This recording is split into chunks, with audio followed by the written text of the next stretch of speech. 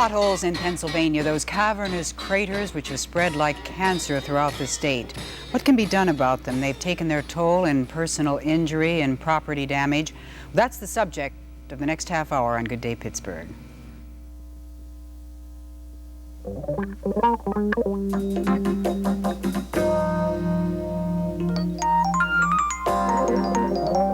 Good morning and welcome to Good Day Pittsburgh with Eleanor Shano White and Tom Peterson with news.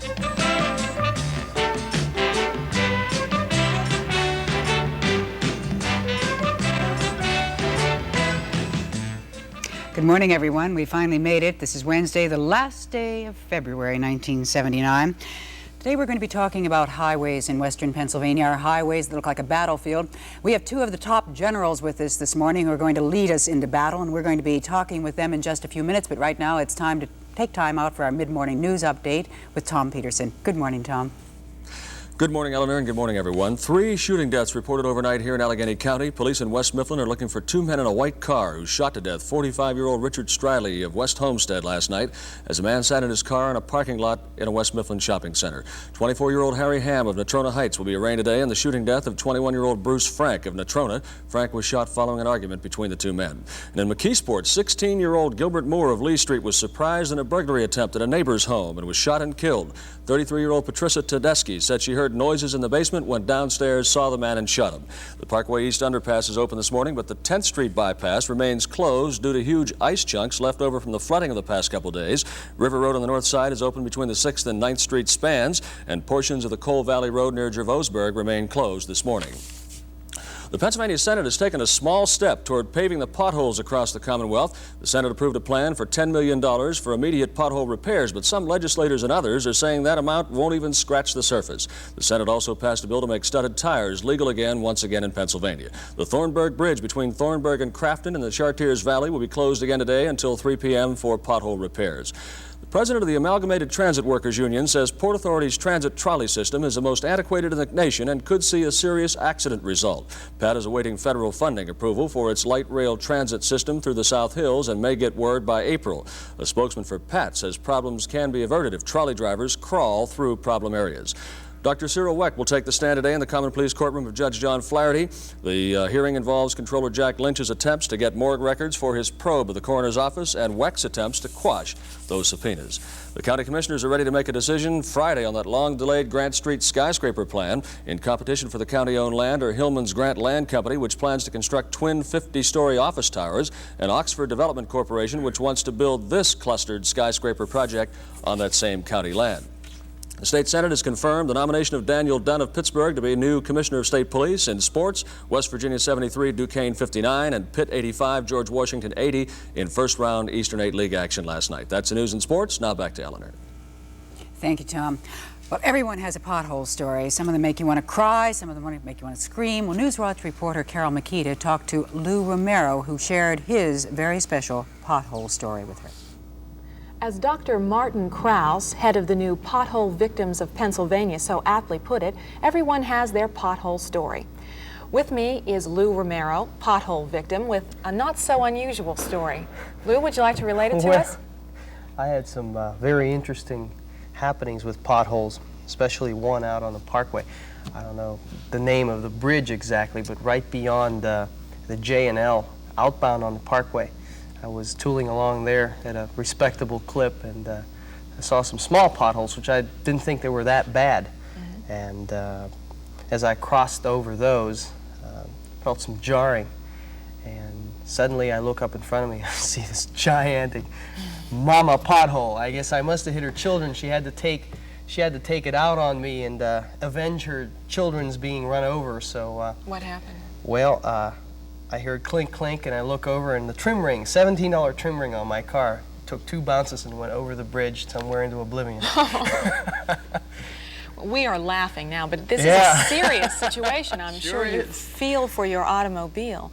Have you taken any action, or would you like to? I would love to take some action. The roads, I've never seen roads in the shape that they're in here. I've been living in Pennsylvania for 11 years, and I've never seen the roads in the shape that they are now. I don't know what the problem is, and I really, be honest with you, I don't care what the problem is. I just want them fixed. I mean, I pay money.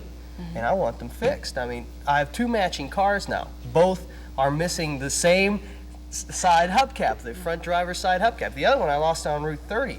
Hit the pothole, it fell off, and as I stopped to pick it up, take a look over there as I'm opening my door, and I see that another motorist coming the other way, stops, opens his door, picks up my hubcap, throws it in his car.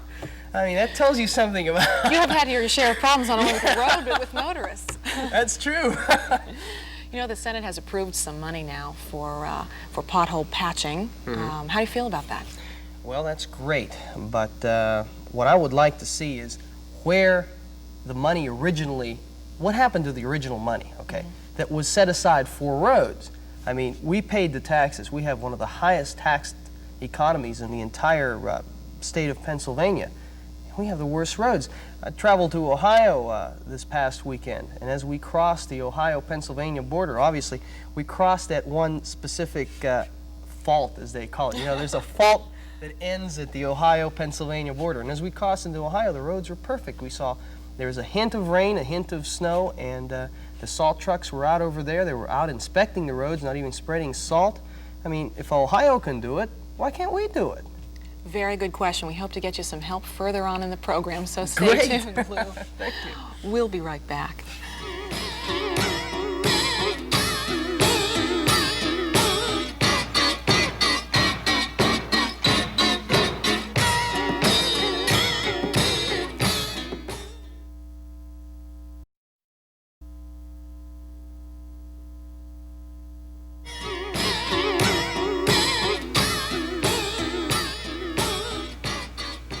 I guess we're laughing this morning because it hurts less than crying, and I think about this point most of us would like to just cry, scream, help, help, and that's what we did. And we found Alan Frank, prominent Pittsburgh lawyer, who has filed a class action suit against the Trumbull Corporation. Alan, you did this after just personal frustration, the pothole situation, and right now I think you could run for president and win probably, because people just are looking for anybody who has offered them some kind of help. Now, why did you take this action? Well, it was a personal frustration that got me after losing 2 hubcaps on the small car, which weren't too expensive, not too expensive being maybe $7 or $10. But then when I lost one on our station wagon, a full-size car, that was the last straw. It's pretty dirty, Al. Okay, that's all right. If you just reach.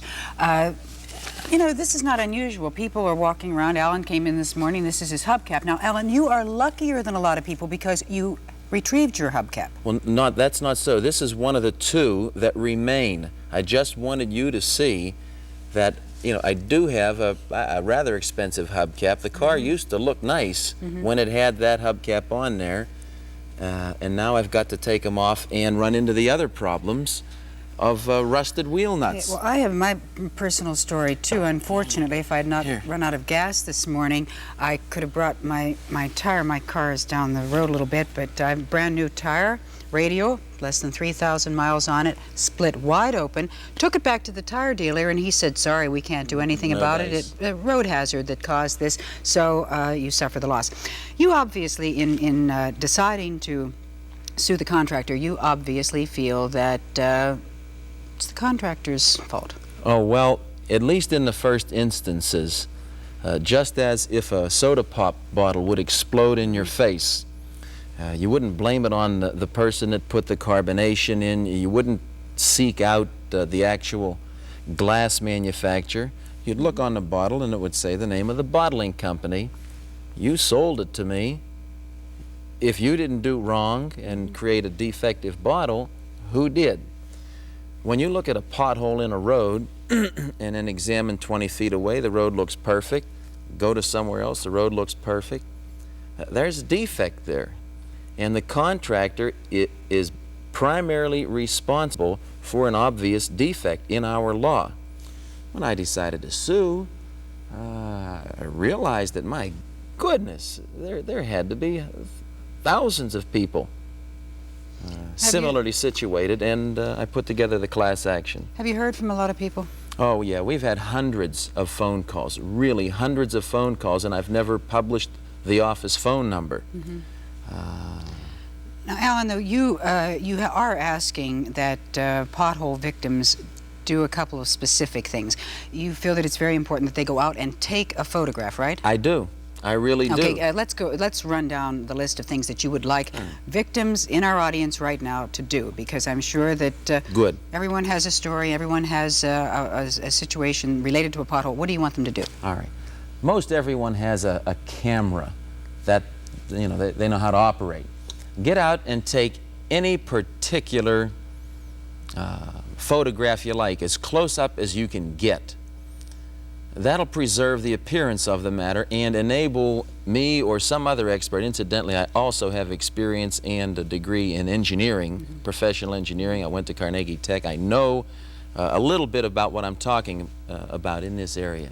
Take a close-up photograph and you might be able to see if there is a defective reinforcing rod under the asphalt, which would lay the blame to the proper person. After preserving that evidence, then you've got to send me a postcard, Allen Frank Plaza Building, Pittsburgh 19, with the exact location of the pothole.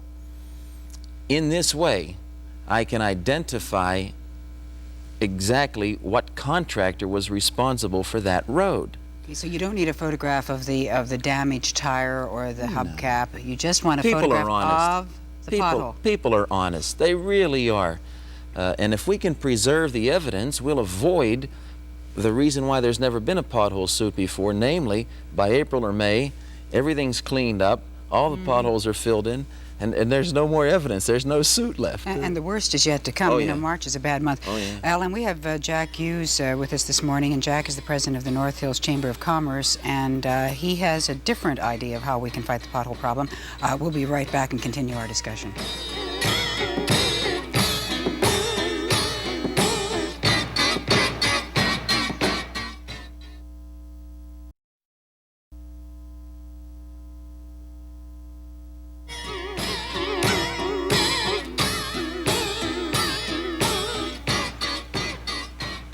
Does that look familiar, Jack? Jack Hughes is the president of the North Hills Chamber of Commerce. And Jack, you have a specific problem that you are concerned with, and it's McKnight Road. And I think anyone who lives in western Pennsylvania has driven McKnight Road at one time or another. It's a death trap. Yes, it is, Eleanor. McKnight Road and Route 19, we've been reporting every week to PennDOT, the hazardous areas and so forth, trying to get them to do something to correct the situation. Now, if my memory serves me correct, I think it was in 1976 that PennDOT spent some, what, $7–8 million? That's right. What happened? That's what I'd like to know, and a lot of other people in this part of the state. The road is completely deteriorating, and it's not quite 2 years. Some people blame it on the engineering. We tend to think that it was shoddy workmanship, but we really don't know what's causing it. We do know one thing: we need a new road out there. Now, you are concerned primarily because what it is doing to business. You have a lot of merchants out in the North Hills on McKnight Road. Has business suffered? Are people staying away from that area? This is basically the reason we got into this program. At the beginning of February, or the end of January, we were getting so many inquiries and telephone calls from the business community wanting to know what they could do with the roads. Their business was dropping off, their dollar volume was less, and they came to us for some answer to this problem. So as a result, we decided that it would be good to set up a pothole hotline, and in compliance with our Legislative Act 152 of last year, saying that we can sue the PennDOT or the state of Pennsylvania for bodily injury, we have been sending letters to PennDOT, weekly certified mail, telling them of the situation out there, and specifically of certain very hazardous areas, certain potholes in certain areas of the road, so that if someone does get hurt, their legal advisor can come to us and get the information to go to court with. Under Act 152, you can only sue if there is personal injury. Property damage doesn't. Property damage, no, but as I've stated before, if there was a gross amount of property damage done, for instance, someone would lose a wheel and go into one of our fast food places or one of the store shops lining McKnight Road or 19, I don't think there'd be a jury in the state of Pennsylvania that would find for the state. I think they would find for the plaintiff. Jack, you've lived around here for a long time. We've joked for years about Pittsburgh being the pothole capital of the world. This year, something has happened. I mean, it is absolutely outrageous. Have you ever seen our roads as bad as they are now? No, I haven't. I've lived here all my life.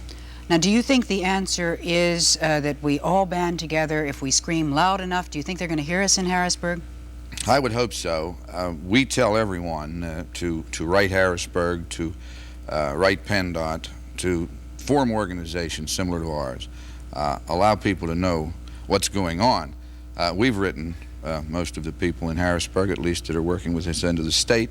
We've had no reply except from one gentleman. I think that people become awfully complacent after a while.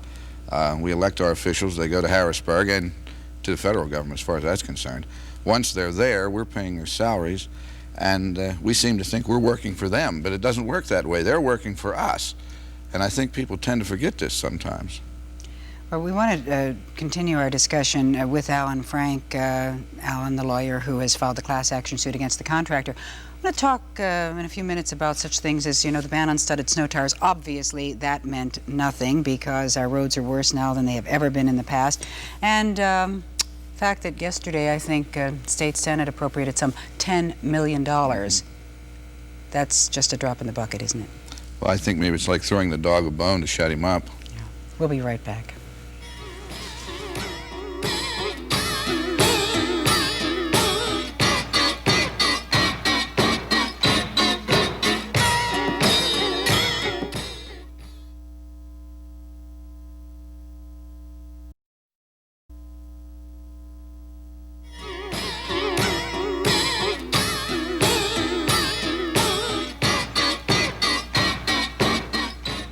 I was just looking at that picture of that pothole, and if Mork from Ork would take a look at these, I mean, he would really think he had landed on still another planet.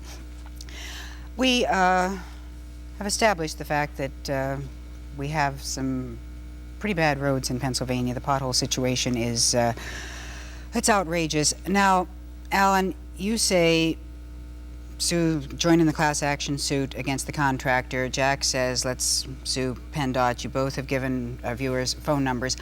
Question to both of you. Why is this problem unique to Pennsylvania? Why, when we have, states like New York and Michigan, where their winters are much more severe, they have the same kind of topography, why don't they have the problems? Makes us sort of wonder if maybe you're not heading in the right direction. I tend to agree with Jack about faulty workmanship, Eleanor. It's just incredible, and when I use the word incredible, I mean non-believable, that the workmanship is good, because we have the holes.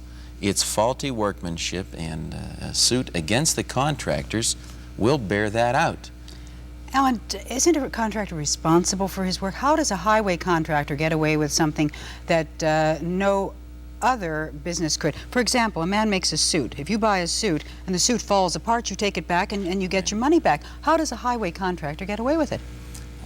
He just does his work and leaves. There's no bond that I know of that a contractor puts up. He does his work and he's done, and he gets paid and goes on to the next job. You know, the thing that I am fearful of is that maybe we're going to have even more fatalities, and you both know that there have been fatalities as a direct result of potholes. Yesterday, for example, there were 2 school bus accidents because of the potholes. Do you think that this is another situation where no one is going to listen until more lives are lost? Well, I certainly hope not, Eleanor. The first week that we instigated this pothole hotline in the North Hills, we had $7,000 worth of damage reported to our chamber office. And these were just people that called us. I'm sure there were a lot of other people that didn't call. But in order to prove a point and have someone hurt, I think it's ridiculous. We can sit and look at our highways, and as I've said before, I think this is the tip of the iceberg. We wait until the horse gets out before we lock the door, so to speak. Our bridges are falling apart. Now they're looking for money to take care of the bridges. Our locks on the rivers, they find out now, are not serviceable. And our highways are just an indication of maybe the rest of the things that are going on. And now our lawmakers are talking about an amendment to lift the ban on studded snow tires. Now, that was somewhat of a farce to begin with. We had a ban this year on studded snow tires. We have the worst highway conditions in my memory anyway. Therefore, that proves that the studs really were not responsible. No, it's not the studs. It's not the studs, because if it were the studs, you would see a continuous pattern, such as a rut. These potholes just develop because there's a fault, and some of them are like this Andreas fault in California. You know, they're terrible. And we've got to get, if you'll pardon the pun, to the bottom of it. You know, I've talked to some engineers about the McKnight Road situation. You had mentioned earlier to me about that. The water, after McKnight Road was built, the engineers designed it in such a way that it would hold water. For some reason, there's water constantly on that road. And of course, this is one of the reasons for these potholes, for road erosion, not necessarily the potholes themselves. When you're using a lot of salt and there's a lot of water and the roads aren't properly sealed, it doesn't take too much cold weather and then thawing to get the water underneath the surface and bring it to the top. And when you're out there, and Eleanor, I hope that you have no occasion to go out there. And speaking for the business community, that's a terrible thing to say. But if you go out, be very careful, but be aware of what's going on. Well, Jack, this is not a problem that is yours exclusively. We happened to go to dinner last weekend in a restaurant out on Route 19. Restaurant owner came over and throwing his hands up in the air, and he said, "Hey, my business is suffering. People are not coming out to dinner on weekends. It's bad enough Monday through Friday when you have to travel certain roads to go to work. But when you come home, you say, hey, I'm not going to abuse my car further. I'm not going to run the risk of another flat tire." And so there are businessmen, merchants throughout the area who are being affected by our road conditions. I guess really the only thing we can do is get this information out to the viewers, hope that people will be not just frustrated, but that they will do something about it. Alan, I want to repeat your request that someone take a little, it doesn't have to be a fancy photograph, does it? Anything. Anything. A little Polaroid picture, a little brownie. Take a photograph of the pothole that has damaged your car and send it to Alan Frank. Alan, by the way, this is some of our ingenious local work here. That these are all real honest-to-goodness potholes, though. Give us your address again, Alan. Plaza Building, Plaza Pittsburgh, Building. 15219. And you also want a postcard. Postcard will, if the postcard will tell us the location of the pothole, from there I can identify the individual contracting company responsible for the hole. Okay, now, Jack, if someone is suffering personal injury, they can get in touch with you, or are you taking any calls on your hotline? We're taking calls all of the time. We've just changed our number out there for expediency. We have two numbers now. The one that I would like them to call would be 366-8200, and that's at the North Hills Chamber of Commerce on Cumberland Road. 366-8200. And is this a, do they just get a recorded message? No, there's someone there to answer the phone. Okay, so someone will be there to listen to their story, and I guess maybe if nothing else, it does one good to just get it off their chest. I mean, I know that's the way I feel. I have looked forward to this half hour for a long time because each morning I come in here like this, a nervous wreck, and really we were talking, Alan, before we went on the air about the way people are driving as a result of this. I guess it's a human reflex. You see yourself coming to a pothole and you'll swerve into the other lane. It's amazing that there have not been more serious accidents, although I know that there have been thousands of accidents, the direct result of potholes. The low speed resulting from the pothole is saving a lot of lives. You can't Believe drive. it or not. You can't drive faster than 20 miles an hour. I mean, there's just there's no way. I hurt my finger last night. The pothole jarred the steering wheel so hard. Well, I want to thank both of you, and we're going to right now go out to Shadyside if we can get there without a pothole. Harriet Friedlander is standing by, and she has your daily horoscope for you. February 28th, Aries. Do your part to come to an understanding with someone today. Try to work in harmony. Taurus. Try to spend a quiet day. You may need some time to think right now. Gemini. Make plans for a social event in the near future. Ask someone to help you. Cancer. Outside interests could conflict with your home responsibilities today. Decide which is most urgent. Leo. Keep your thinking clear today. Too much daydreaming can waste your time. Virgo. A foolish argument over finances can be avoided now. Be willing to compromise. Libra. Give a small gift to someone today. It can lift both your spirits. Scorpio. Do your work with renewed vigor now. You may see some very good results soon. Sagittarius. Get out and have some fun today. You may need a change of pace now. Capricorn. Spend some time with a member of the family now. Get to know his attitudes. Aquarius.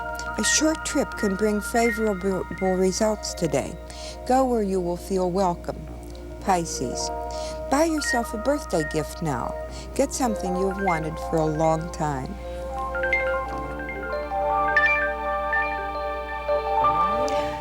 Tomorrow on Good Day Pittsburgh, our special guest will be Anita Blyer. She's married to that fella named Rocky.